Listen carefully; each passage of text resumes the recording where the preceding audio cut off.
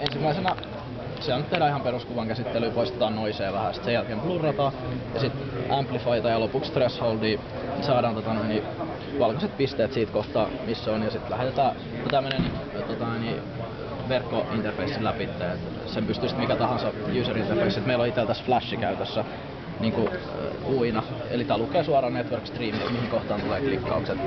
Et se on helpoin tapa lähettää ympäristöissä. Se on silloin täysin alusta riippumaton, että toimii ihan täysin Linuxilla ja Macilla ja ihan millä vaan mitä niin. Meillä on tässä Vista, joten voi sanoa, että se toimii millä vaan.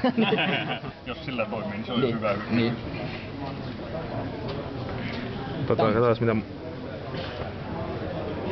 No, pitäisikö se valikoida? Noniin.